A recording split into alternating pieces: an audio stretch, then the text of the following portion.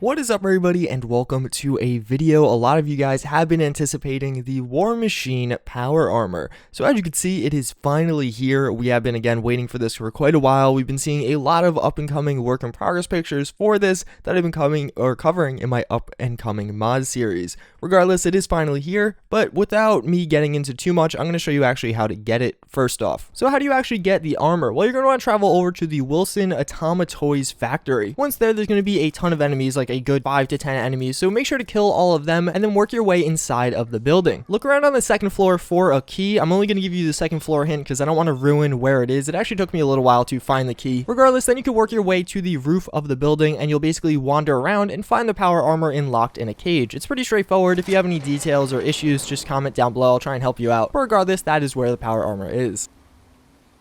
So as you can see, we do have the armor itself right here. This is going to be kind of the default paint job. As you just saw, this is what it's going to look like when you get the armor. But as you probably saw by the intro bit there are a number of different paint jobs you can have for this. That including, obviously, well, you have the default War Machine, you have Iron Man, you have Iron Patriot, and you have the Mark I paint job, which I'll show you all of like in a second. But first, let's go over some of the details on this armor. So obviously, right off the bat, the big thing sticking out is that minigun. Unfortunately, it does not work. Newermind never managed to get it working, which is totally okay. I think that's acceptable because it still looks pretty badass. Although in the future, I'd love an option to kind of remove it because unlike the Iron Man armor, it doesn't really look as fitting as on the War Machine one. I think it would just kind of look a little bit nicer. Regardless, as you could probably tell by some of these close-up shots, the armor itself is extremely high quality. One feature I really love is the glowing lights there. That just looks absolutely awesome, especially at nighttime, because they do have like a good glow and vibrance to them. But again, as you can see, the armor itself is really high quality. You could definitely see some scratch marks and just all around a lot of detail here. It does look very cool. And again, both the model and the textures are extremely high quality, which is pretty crazy to think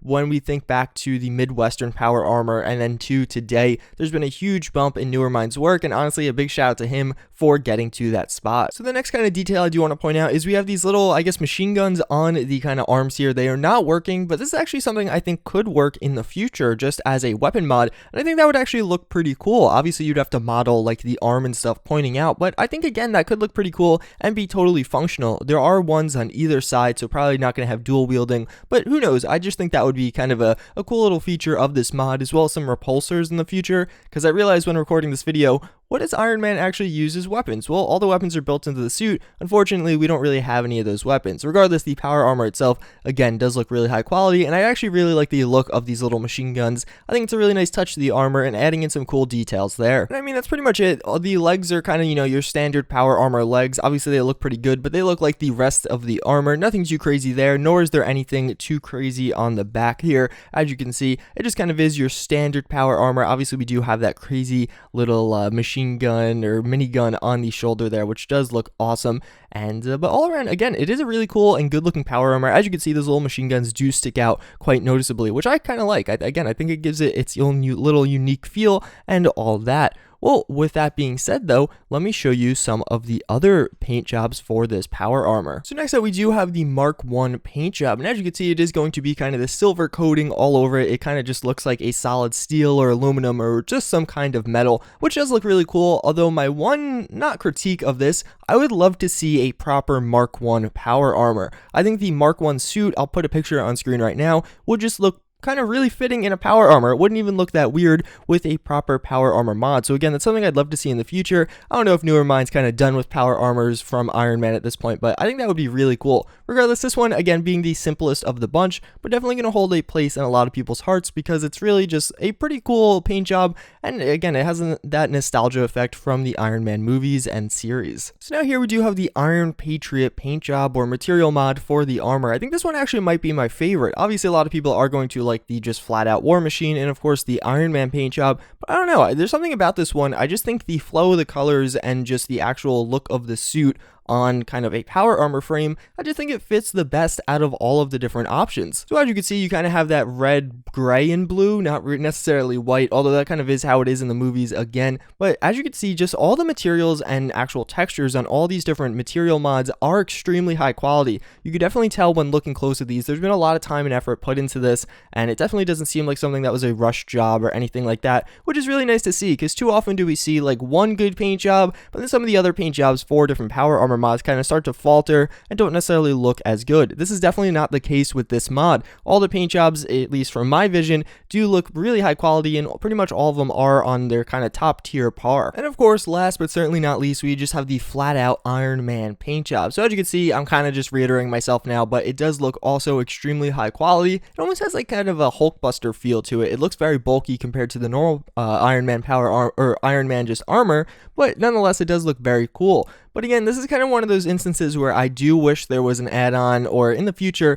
an option to remove those kind of accessories. So as you can see, especially from this angle, it's like the machine guns just look a little bit out of place on this armor in particular. I think on all the other ones, they fit in pretty well, but mainly because I think of the color scheme, the kind of dark gray and just like kind of gunmetal look of the two machine guns, and of course the minigun, doesn't really fit in with the kind of hot rod red and yellow that this armor does have. Regardless, all these armors do look extremely high quality, and again, this is a very complete mod if you just want some power armors, which I think a lot of people do want, and I am actually really happy with it. I think it's a great mod, although there's some updates I would definitely love to see for it. Obviously, one he did say he is planning on working on is the jetpack doesn't necessarily properly work. Obviously, it is a working jetpack, but you kind of want it to come out of the boots or have some kind of backpack maybe, or something like that, as well as I really think this mod would really be pushed to the next level with some weapon mods added on, like whether it be those machine guns working or something like that, because I found myself even with that little intro bit really struggling to figure out what weapons I want to use.